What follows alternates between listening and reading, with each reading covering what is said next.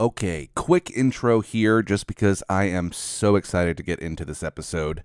Today, we are speaking to a spiritual concierge. We get into all kinds of incredible things. We also talk about the final moments of life. She spent a lot of time with people in their final moments, and we kind of discuss what she noticed and how people reacted differently. And we also get into past lives. She's lived multiple lives. She's currently living multiple lives, some on Earth, some elsewhere. It's a wild interview. It was so much fun. I absolutely loved every second of it. You are going to love it too.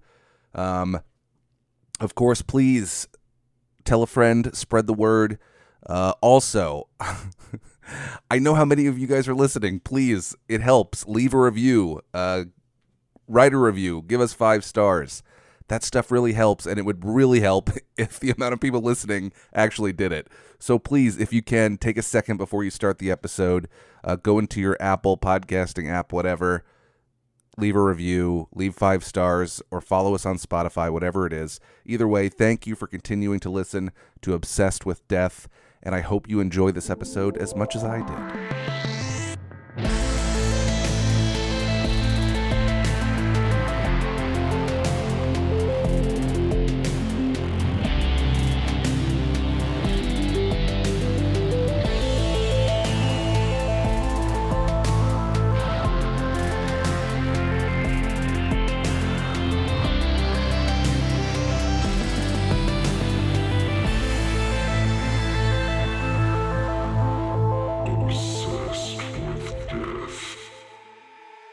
What is your feelings and this might be a loaded question too, but what is your feelings towards death? Like, are you scared? Are you excited? Do you think about it a lot? How do you feel about death? Yeah. So I do think about it a lot. I think about it at least 3 times a day. Okay. I have an intentional practice. It's based on Maranasati, which is actually like a Buddhist practice of reflecting on death every single day. So it's something I do intentionally because I think I'm afraid of pain, like physical pain. Yeah. Yeah. But I'm not afraid at all of dying. Like, I don't know if that makes sense. Oh, sure.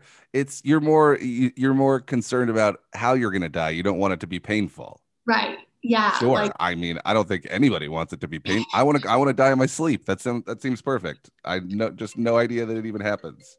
you see, I want to be awake. I want to be awake and I want to greet it. I want to meet my death. I want to be conscious of her approach and I want to meet her and I want it to be a journey that I take consciously. Okay, I mean, you just made death sound so cool, which I think is probably because this is, and I want to get into exactly what it is you do, but I found you through Instagram. I think we have a mutual friend. I think I'm not sure, but I don't remember exactly what post I saw. You mentioned something about remembering past lives, and that really stuck out to me because we had just done a previous episode about reincarnation, and I'm completely obsessed with reincarnation. I love the idea. I love the possibilities that it gives. But your profession is you are a spiritual concierge. Is that correct? Correct. Okay. Yeah. So what does that entail exactly? That's a great question. So a spiritual concierge, I actually made up that term to explain what I do. I love it. It's a great term. It sounds super professional when it comes to spirituality and death and all. Concierge, I think, is the perfect word. So you nailed it. Oh, well, thank you. Yeah. Sure. It's, I've been doing this work for over 15 years now in some facet. And what has been true for me my whole life is that um, beings that are of a different density than us are attracted to me because I can see them and I can hear them. As you mentioned, I do remember many of my other lives, and I also am able to help people access theirs. So, so as a spiritual concierge, what I do is I actually work with your frequency, and through the process of resonance, I shift the frequency that you are currently into like the next frequency that you need to start exploring life from that perspective. So that looks wildly different for all of my clients. Like some of my clients, we do like a lot of shamanic work. Some of my clients do solely like meditation and therapy type work.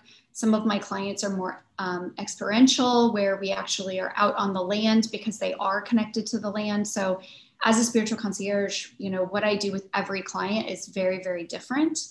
But it is absolutely rooted in my understanding of death and life in that cycle. That sounds amazing. How quickly could you get somebody to remember their past lives? Like, what kind of process is that like? So it just depends. It depends on the Sure. person. There are a lot of things that contribute to this. If the person is willing to do the homework, which is this is like the crux of the matter, is I typically meet with my clients one time a week for 3 months to start. And normally before we even get into the third month, they've had pretty dramatic shifts in their ability to perceive, either other lives or other gifts that they might have. So if somebody's willing to do the work, sometimes it's 1 or 2 sessions. Sometimes it is closer to the full 3 months. Again, I mean, there's so many things that tie into this, I like understand. diet, lifestyle, you name it, like it all. Really? Oh yeah. So when you say that they are discovering these past lives, like what does that mean exactly? Are they like seeing it? Are like is it a feeling they have? Like how do they discover that? Yeah, that's a great question. So I want to take just a quick second because this is so important to what I do, that I don't actually think of them as past lives. I don't Okay. experience them as past so much as other. So everything to me is simultaneous, which gets really, really important in understanding how I feel about death. Yeah, yeah, yeah. Yeah. So and again, everybody's different. So for me, I actually see them it's like there's a projector playing in my mind. And so I can actually go into that life and like actually see, taste, smell, hear, feel everything. Some of my clients are more like prone to like an audio, perception, where they might just start hearing things from these other lives. Some of them actually journey in their dreams. Some of them will have waking visions. Some of them will use automatic writing and just start writing stories about Wow. other lives that Wow. they're in. So again, the mechanism is different for each person. And that's why Sure. I'm a concierge, because I tailor to each person the way that a concierge does. Again, exactly why you picked the perfect title. I love that. So again, whatever you're comfortable talking about, but when did you when did this start for you? When did you realize that you were seeing simultaneous lives, and did you start smelling and hearing? And I mean, how did this all start, and how terrified were you when it started? So I wasn't terrified at all. I was a child. That seems terrible. I would if I was a child and I just started. Go ahead. You go ahead. That's Yeah. So you would think that, but actually, if you put yourself in the perspective of a child, we really do learn fear. So okay. I was very fortunate in that my biological mother wasn't outwardly fazed by anything that I shared with her. And so I didn't know to be afraid. I Gotcha. honestly didn't understand that not everyone remembered that they were more people. Did your mom just think that you were just being the typical kid with an imaginary friend, and you just had a wild imagination? Like how detailed did you explain it to her? Did you even know at the time what it was, or did you just think it was I you're had just being a kid? Yeah, I had no Yeah. idea. Like as a kid, I didn't understand what it was that I was remembering, that I was experiencing, I had no idea, so Yeah. my mother was, because of her religious faith, I think she was able to,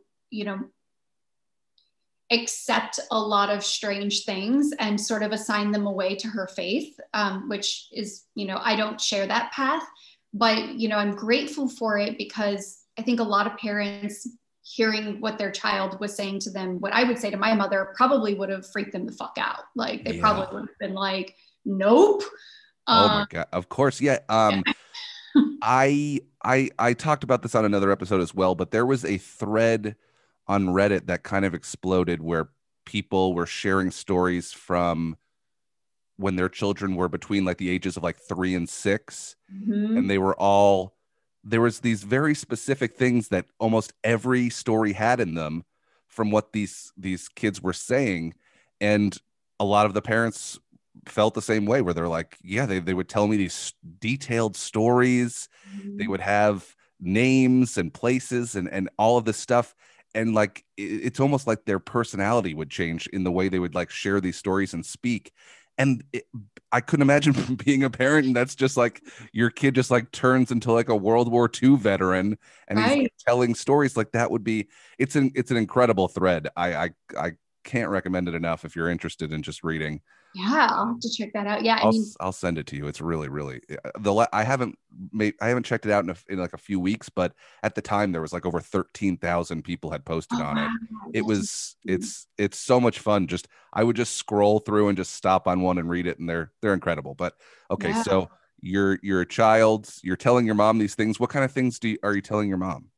So, my mom, and of course, I don't remember this, as very young, but my mom Yeah. said, she's like, you were just kind of a strange kid in general. Like, it took me a really long time to talk, but I would sit and read books. She's like, you could read before you could talk, Interesting. um, which reading is my superpower. But, I would say things like, I told her, she said, one of the very first things I said to her as a child, like a very young child, was, I'm on a journey.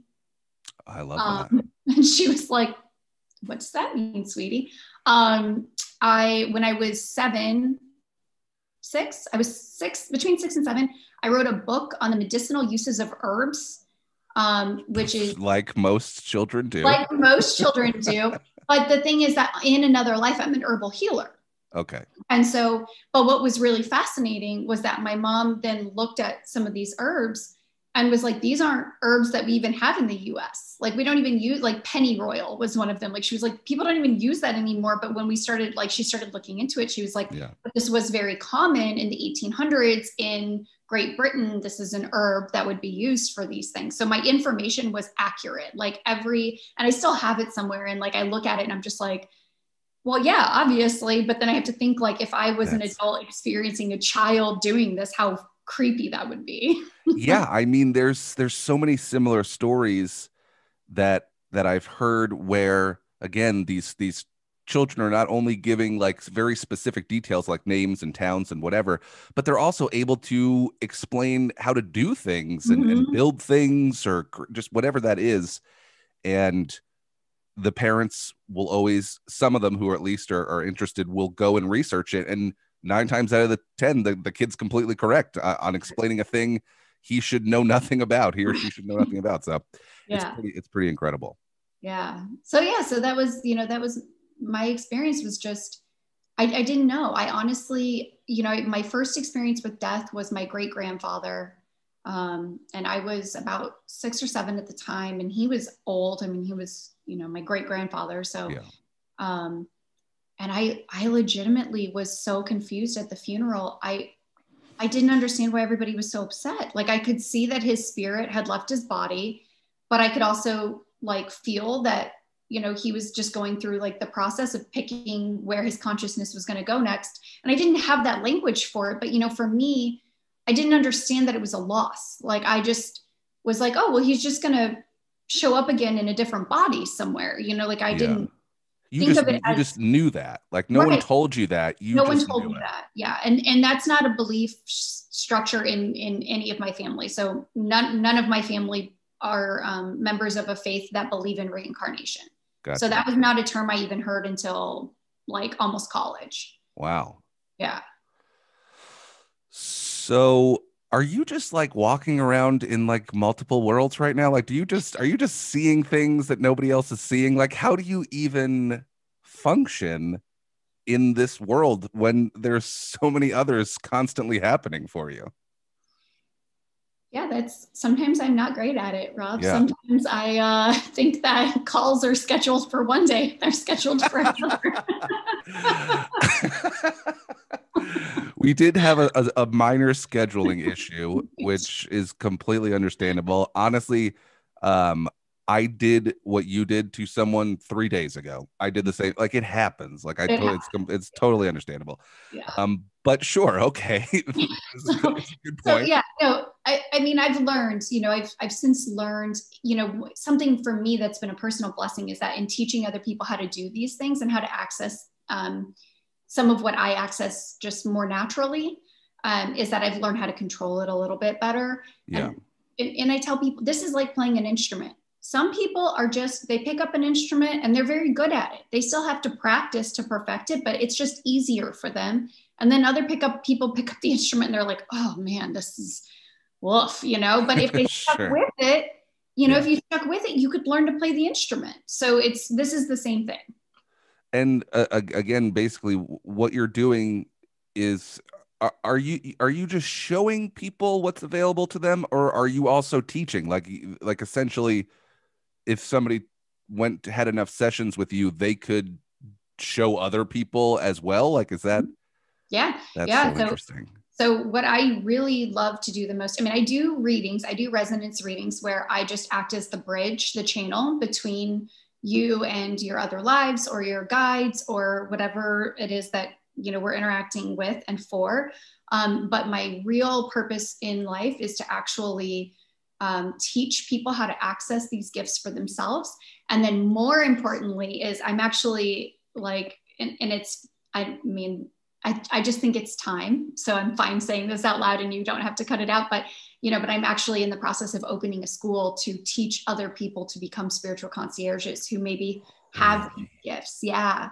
Yeah. Because there are more of us than you would think. And a lot of times we don't have a path forward in the world that makes sense to the way that we function. So I That's so want, exciting.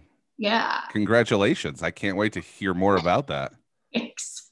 That's very exciting. Yeah. Just we're still in the very beginning phases, but That's interesting though, is when you say that there are a lot of people like this. Um, do you feel like there's a lot of people like this and they're just not speaking about it a lot? Like, is do you look? You're gonna tell people I've lived many lives. I remember them. I could see them in my head right now. Some people are gonna look at you and not believe, first of all, Mhm. and they're Yeah. also probably going to make some immediate judgments about you, Right. which isn't fair, but it's just the world that we live in.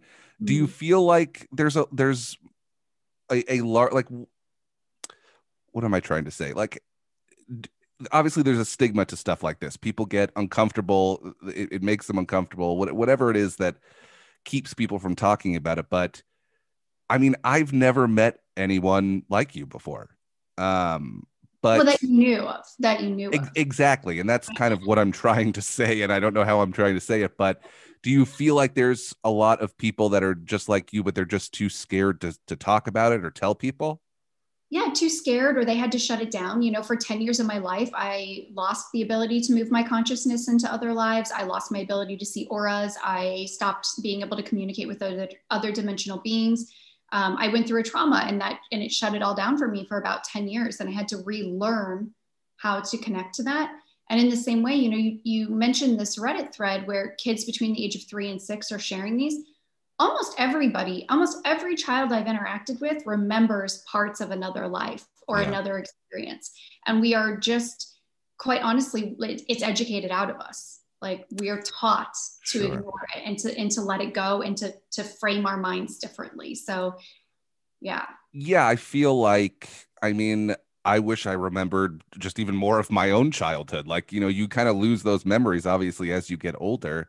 Mhm. it would make sense just in the same as if you're being born and you've had this past life, you're just going to eventually forget about it unless you're very lucky or you have somebody that's kind of help as you're, if you have a parent that's maybe kind of like coaching you and keeping a journal or whatever it is. I've mentioned this before as well, but I have a few friends that have young children, and it's like that's all I want to talk to them about. So I'm just like, what do you remember? Like, I want to do it in like a not in an intimidating way, but it's like I You're don't like, care. I don't care about your race car. Tell me about your past life. That's all I give a shit about. And it's difficult. It's not easy. They don't want to talk about that unless it's like very prominent in their brains or Mhm. whatever the situation is. But what because for me, reincarnation is basically just the idea that when I die, I come back as someone else. Are we always coming back as another person? Are we coming back as different things? Like, what is your opinion on that? Or what do you know? Tell me everything, please. I have so many questions. I'm still trying to get past the image of you just like sitting across from like a toddler holding their Shaking race them. car hostage. Yeah. Like, oh, you can have the car when you tell me what you remember. Like, I am not far away from that point. I promise you. If I end up babysitting, that's going to be the entire night is me just grilling them grilling the while kids. holding their toys above their head. Yeah, that's amazing. I mean, it's this very untapped market of reincarnation. They're right there. They're right there. Yeah. But everyone just thinks I'm a bit crazy for it, which again is unfortunate. Yeah, no. Well, I have a theory on that for you, actually. Let's hear it. Based on what I can see of the way your energy moves. So. Oh my gosh! Wait, you could see my energy. You could see stuff through. I don't have to be with you. We're doing this over Zoom. I don't even have to look at you. Honestly, as soon as I know your name, I can like find your. What did you? Oh, okay. Well, no more questions. Tell me everything. What have you seen? What did you find? So I actually think that the reason why you're so interested in this is because I think you're actually accessing a lot of this in your dreams. And so your conscious mind is actually scrambling to try to put the pieces together of what your dream mind and your conscious mind, there's a disconnect. Your dream mind is going, well, in this state, we're able to experience these things. In consciousness, we're not. And so your mind, interesting, which is this amazing little computer. Our mind is this amazing computer that functions between our emotional body and our spiritual body and our physical body. And so your mind is trying to solve for that. So you actually have a lot of like energy in the back of your third eye, which is somebody who, when I see that, it's like you definitely perceive a lot more of the universe in a very intuitive sense, but the front isn't as active. So it's like, you don't know how to like pull that through in a way that how do I do that? I mean, I'll pay for a session, but I mean, how does someone do that? Yeah, no, I mean, absolutely. Like I said, it sounds like a cop out, but it's different. It's different for everybody. Sure. Yeah. I understand. So, but yeah, I mean, there are a lot of, for you, what comes through is like sound exercises. I'd probably give you a lot of sound exercises. I feel like you would resonate with that. Yeah, I love it. Love a sound. Love a good sound. Yeah. That's so interesting. I do have wild dreams. Yeah, I'm not surprised. I have it's so crazy too, is because I had a moment while I was asleep last night when I woke up. I still can't tell if it was a dream or if it happened. Yeah. That literally happened to me today. Yeah. I've been thinking about it all day. This is terrifying. I love it. Yep. I do have incredible dreams. And I mean, it's why I do this podcast. I think it's why I obsess about a lot of different things. Mm-hmm. And a lot of them are not exactly the most normal topics, for sure. But I love that. I absolutely love that. Okay. So again, what is your definition of reincarnation? We got on a little bit of a tangent there, but what exactly, because again, I just consider it me dying and coming back as another person. And I've never really thought about it more than that. Obviously, I've thought like, oh, maybe you come back as a bird. That would be cool, or whatever it is. But like, what do you consider reincarnation? Yeah. So my understanding from my experiences, from the beings that I've worked with, from, you know, all of my consciousness points, is that humans do not reincarnate as animals. Okay. Animals can, it's almost like once you go from animal to human, like you don't go back. Okay, so you can, but then that's the end of it. I don't know if that's the end of it. I just don't think it happens. Like I think that there's a change that happens where it's like you can't, it's like you can't undo. It's like unlocking another strand of like spiritual DNA is how I see it. And once you Okay. unlock that, you can't cram it back in the box because the box is too small now. Yeah. So I don't think that we incarnate as other things other than sentient beings. I will say that a lot of us incarnate in different timelines and different dimensions, and even in very different types of forms where we might not have a dense vehicle body at all. It might be mostly light or space or sound. Well, okay. That's a solid answer. Yeah, and I love that. I love the idea of different dimensions. I've never really considered that as well. I've really only thought of it in that very basic, Mm. just kind of like it's just like you're just always like the idea of just like this is never stopping. Like I'll at least have this like conscious feeling of being alive forever just through different people, which is like oddly comforting to me. I don't but still the idea of just like, do some people just stop existing? Does that happen at all?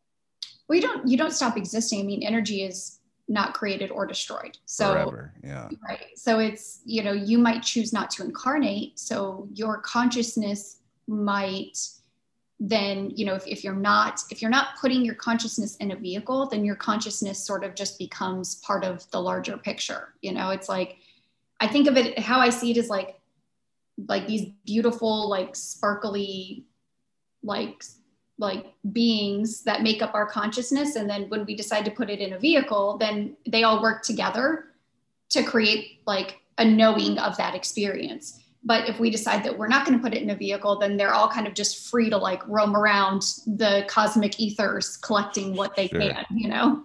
And that's something that you believe we 100% have a choice in doing. So everything Yeah. we are consciously making every decision about whatever happens to us once we're no longer alive. Yes. Yeah. So in between incarnations, so in between like the vehicles, like we are completely in control of what we do, like whether or not we go into another vehicle, whether or not we explore the ethers, that's a choice that we make. Yeah. I love it. I absolutely love it. Okay, so I don't want to. I want to make sure we get into everything I have. I don't want to keep you forever, so we're gonna keep this. We're gonna try and keep this to an hour. You mentioned that you volunteered in hospice and you helped a lot of people. The way you said it, you got, I forget exactly the phrasing that you put it in, but it wasn't like you volunteered, like you almost were like brought into it somehow. Does that make sense? I forget the wording you used exactly, but somehow you eventually started working in hospice and you help people transition spiritually. So something like that. How did you get into doing something like that? Like how does that work? And if you could just kind of maybe explain the process of a spiritual transition. Yeah. So I've been drawn to the elderly for my entire life. As a child, I mean, fairly young child, I Yeah. started volunteering at the local nursing homes.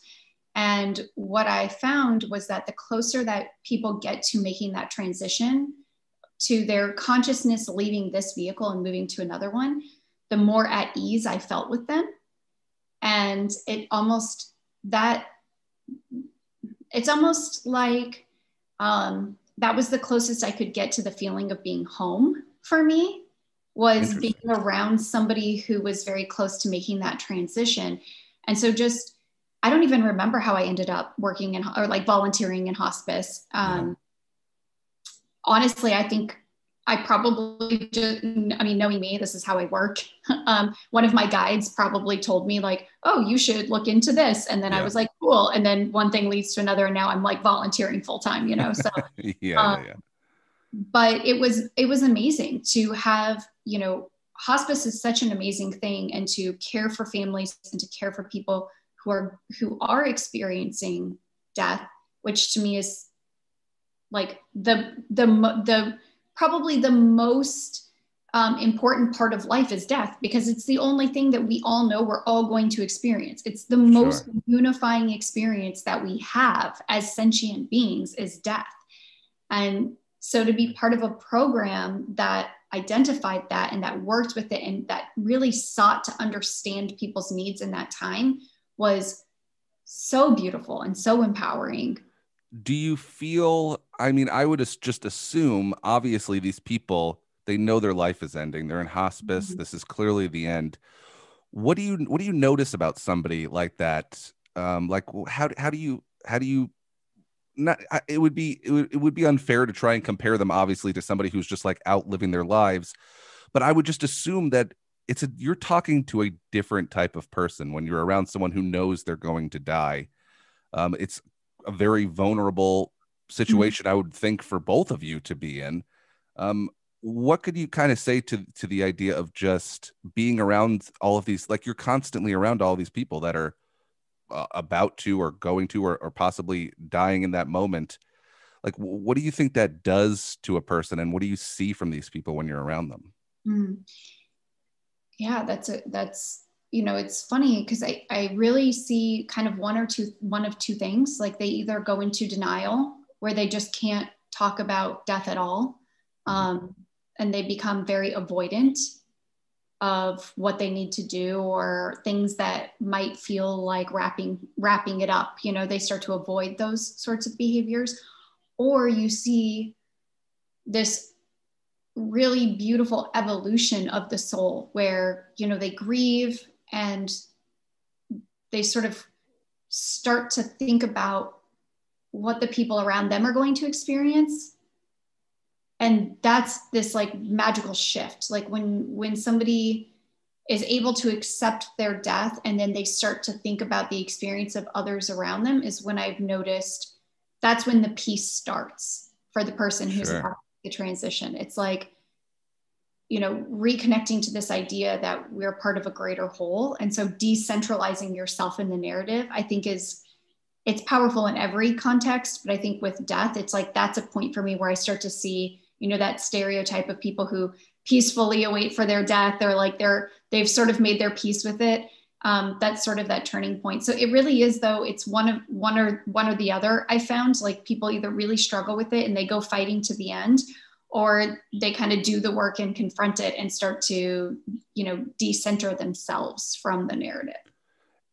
And do you feel like that has an impact on what happens once they do actually die? Like, does that affect things for them? Yeah, that's such an amazing question. I'm very impressed. Well, thank you. I'm obsessed with death.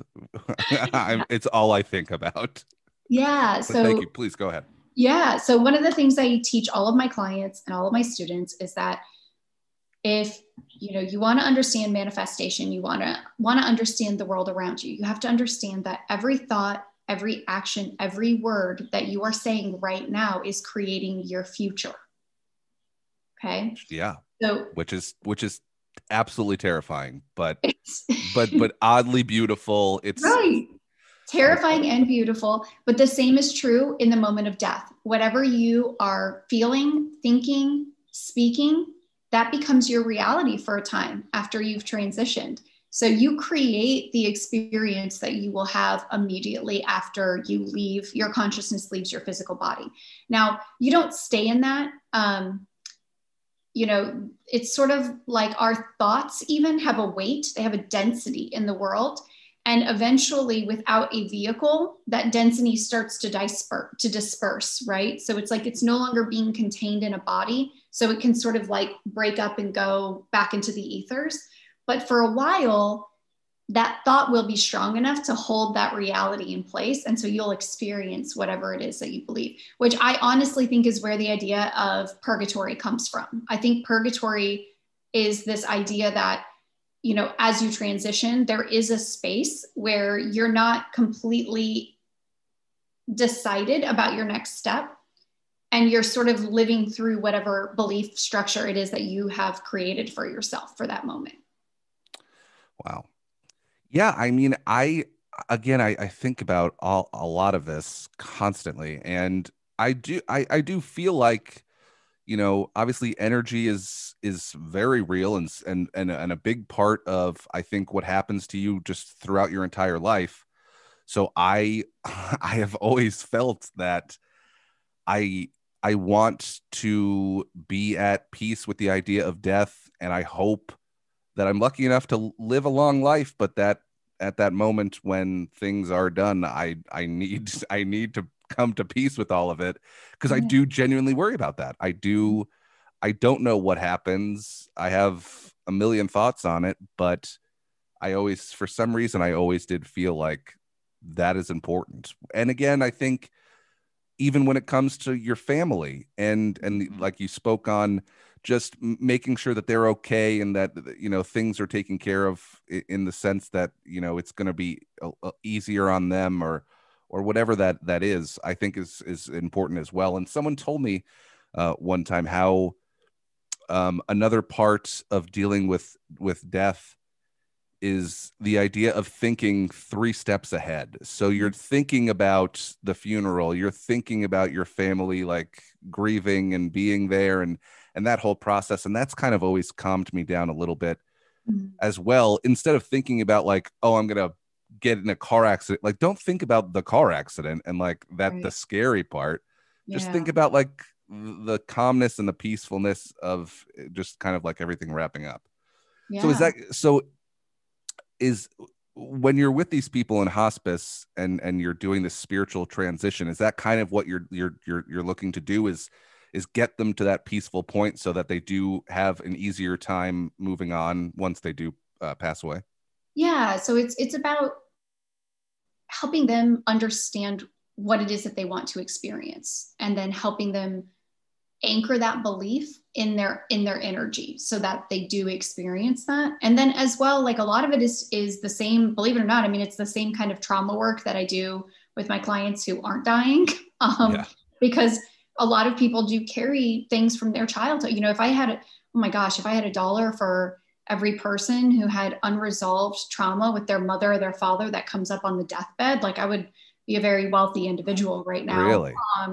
Yeah, so so that's a huge thing that I tell my clients is like, you want to resolve those traumas now, because you don't want to be trying to do it on your deathbed, No. trying to understand the whys, and being trapped in that cycle. It's like, so I mean, a lot of the work is very similar to work that I do with people who don't know the time of their death, but it's a little bit more accelerated.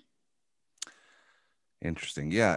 um yeah, yeah, that, I mean, that makes a lot of sense. I think that's super important. I love the idea of the ability that you could help these people sort of transition. It seems super important. I mean, obviously there's a lot of people that get put in different situations where they don't, it's, it's accidents or murder or whatever. And that seemed to come up too, with reincarnation, with people coming back, is like, again, with this thread that I was reading of different stories, a lot of these children that would say, you're not my first mom, you're not my first family, um, they'd also usually have a story behind it that was brutal: car Yeah. accidents, Mhm. murder, drowning. So it almost seems like that some people just, the fact that things ended so quickly for them, it's like they immediately just get like a reset, like, okay, you got beaten by a drunk stepdad. So new life immediately. Is that something, does that make sense? Yeah, so it's almost like we, in the same way, like we remember the things that are the most painful for us, right? Yeah. And so we have to look at both how close to the current time that event happened, and also sort of like the spatial distance as well. And so I think it's the same thing. Like if you go through a trauma in one physical form, and then your consciousness reincarnates rather quickly, or in a similar location or a similar timeline to where you just were, you carry more of that memory and more of that trauma with you into the timeline versus, if you had a traumatic death, but you chose not to incarnate for 1,000 years. So when you do incarnate into this next existence, it looks nothing like the one you came from. The structures are different. People behave very differently. You're less likely to relive those traumas in the same way because it's much further away.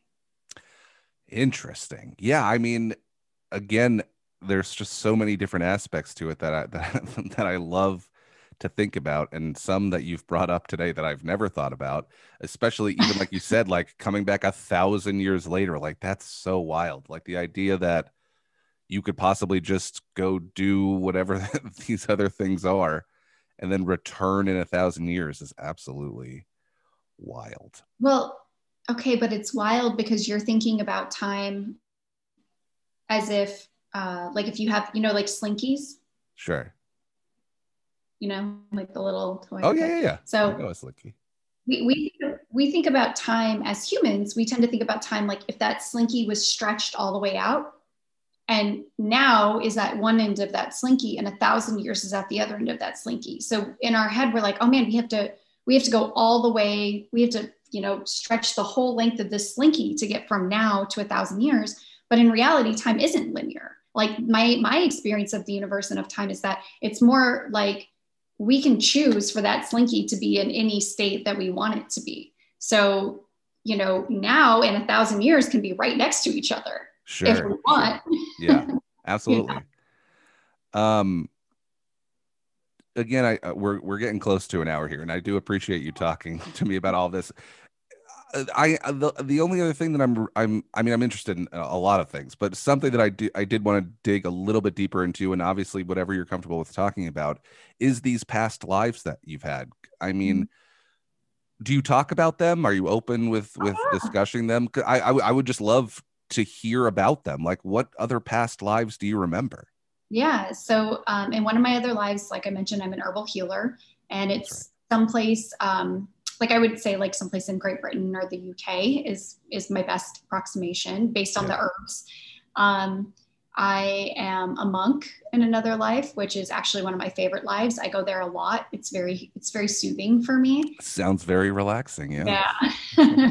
um, so that's one of them. I have a lot of lives where I'm actually not in a physical form. So a lot of my lives are actually on other planets or in other places.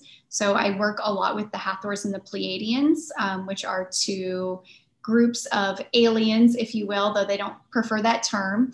And I definitely have lives there. Okay, hold on one second.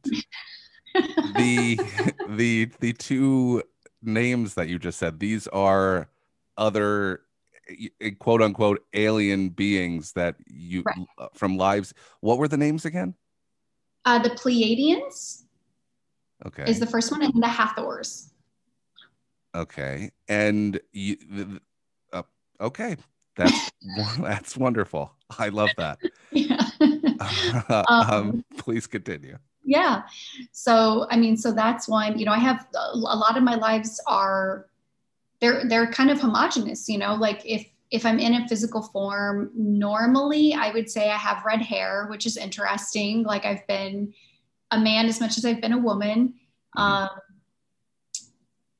I'm fascinated with trying to understand like markers. So it's like interesting that I always have red hair as a human. Like, I'm like, why is that? That's a strange Sure. thing I've never been able to solve for. Um, but I would say like most of my lives, um, when I'm in a when I'm in a human form, you know, on this earth, are in some way, shape, or form in service. So, you know, whether it's like I'm a temple keeper in one of them, I'm an herbal healer, I'm an energy healer in another one. So a lot of like healing work. I'm a teacher in one of my lives, which is like so fascinating because I'm not a kid person at all. Okay. But in one of my other lives, I'm like I teach kids and I have three kids. Oh, wow. Okay. So that's That's kind of a trip.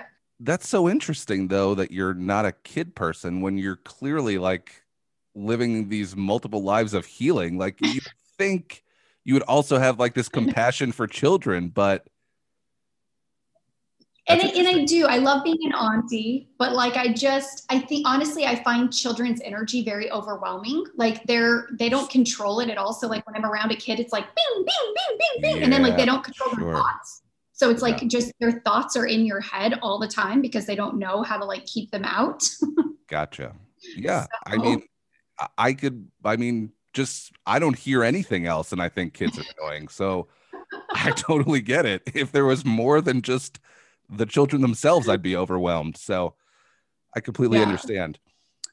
Really quick too, these and you they don't prefer the term aliens, you said, right? What would be a better term? So I call them travelers. That's like the Okay. closest approximation that I've been able to come up with in English is the travelers. And so you're a monk, you're a teacher, you're an herbalist. What are you doing in this traveler world? Like what is going on there?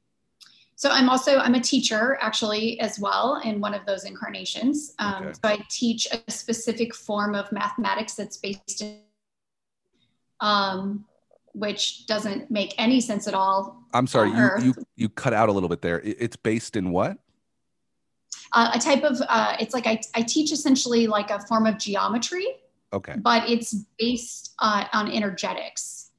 So Sure. it Okay. doesn't translate Yeah, yeah. perfectly to No, this. and that's totally fine. I'm not looking to understand any of this. I just want to hear about it. That's all Yeah. I care about. Interesting. And so you do you have like a family in this? Is it just you? Like what kind of life do you live?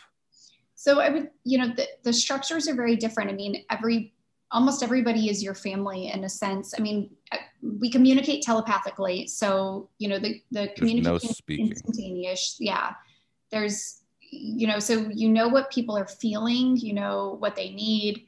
Um, you know, it's just it's a completely, you know, we think of like the family unit here, but in a lot of other lives, a lot of other forms, the family unit is much bigger. It's really not about the family, it's about the entire community.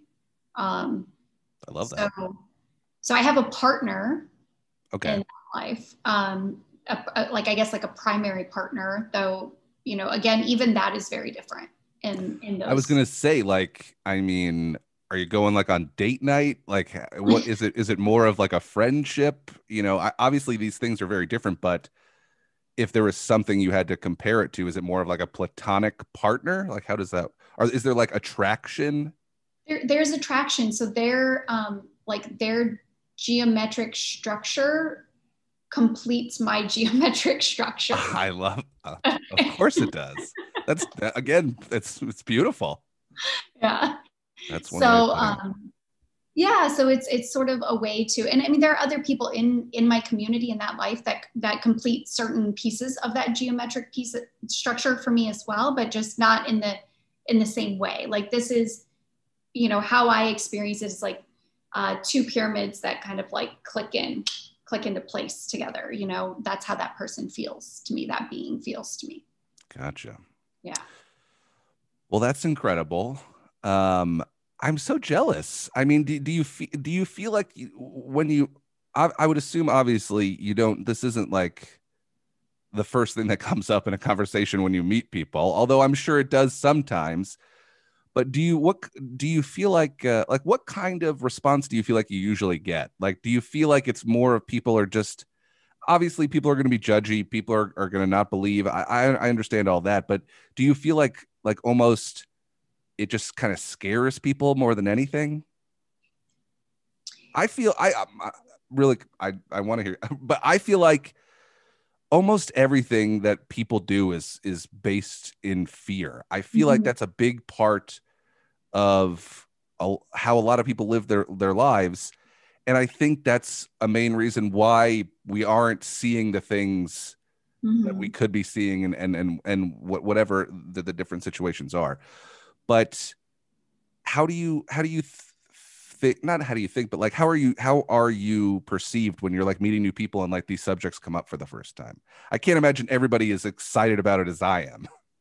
So I would say you are very excited, which is awesome. That's exciting for me. Yeah, But no, actually, so my, as I mentioned, like my gift is to be able to resonate somebody's frequency at them, which means that typically people are actually very at ease with me. I rarely have negative reactions.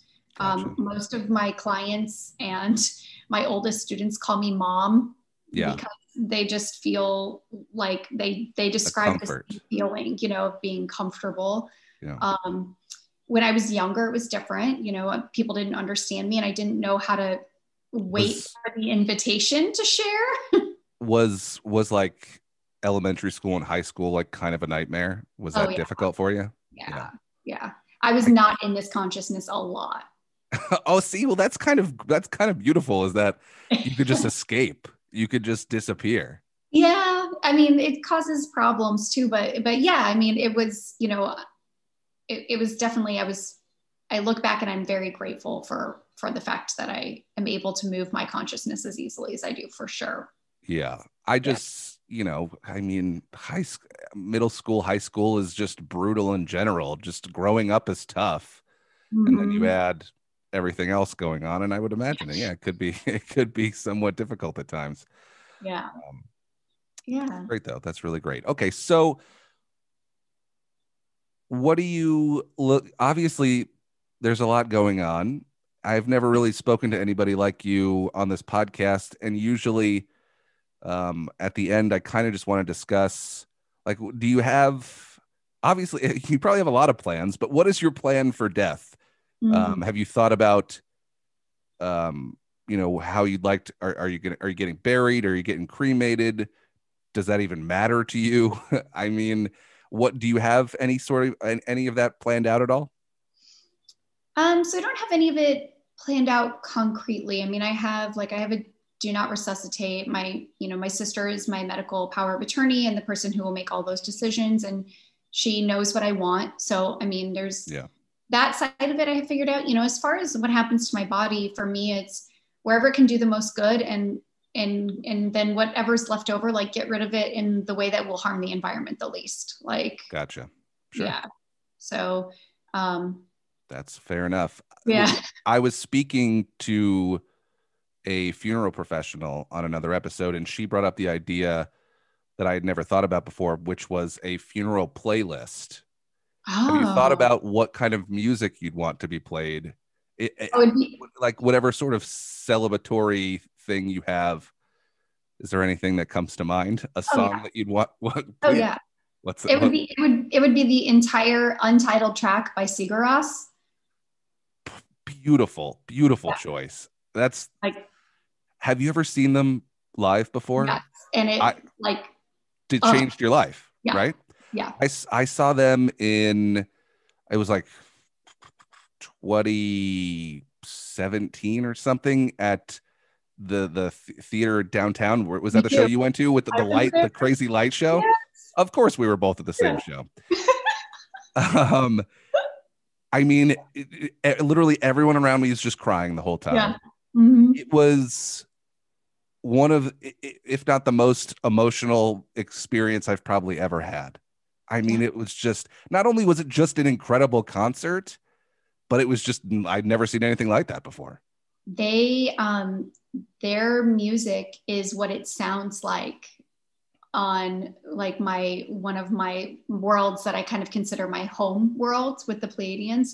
Their music is what the music sounds like there. So for me, What? yeah, they feel like home to me. And they actually, when they play, what they do is they're able to create different frequencies and they're specific to different energy centers in your body, which is why people are so emotionally emotionally impacted by them, because they're actually hitting specific frequencies in your energy channel. They're amazing. Yeah. That's incredible. I bet I would assume he's got to be one of those dudes that's like living on another planet. You know, he Oh yeah, for sure. has to be. For sure. That's Yeah. solid choice. I had somebody show them to me when I was in high school, and it was just like I'll be listening. I've been listening mine ever since. They're incredible. If you don't, I'm gonna play some of their music. I do like another podcast too, and I usually try and put like some music towards the end. I'm gonna have to make sure I add them to the list. And I'm still figuring out my death playlist, but they're absolutely going on there. I want to mix it up. I love the idea of you just having an album, like a death album is perfect. But I want to try and build a theme to mine, and they're definitely okay. So but who else would be on yours? Now I'm curious. Oh my gosh! I mean, it's a lot of instrumental type music. There's another band, Explosions in the Sky. I love them. I've seen them several times too. I've never seen them live. They're on my list. I mean, a lot of Explosions in the Sky. Okay, fair. That's fair. I'm still building it, but they were the first ones that I was like going through their different albums, and I was like, oh, I need that one. I need that. There's a lot going on. Eventually, I want to just like build something and put it on Spotify, and then people could just listen to it and just be like, here's my death playlist. I love that. I think that's amazing. I would get in on that for sure. Awesome. I love it. Well, thank you so much for letting me ask a million questions. And did we cover everything? I feel like I got most of what I had. Is there anything that I didn't talk about that you think should be mentioned, or did we get at least we explained what you did and all? How do you feel good about all this? I feel good. Yeah, I think. I think I would say I feel like having a practice around death is so important, and it's something that I would encourage anyone hearing this to maybe look into how they can have their own practice around death, because it's the last thing you want to do is meet your death in a state of like confusion or distress. It's like, if possible, can you at least find something that you've built for yourself that you can sort of hold on to during that transition? So maybe that would be a good parting thought. I love it. Yeah. That's how we'll end it. Thank you so much. Thank you so much.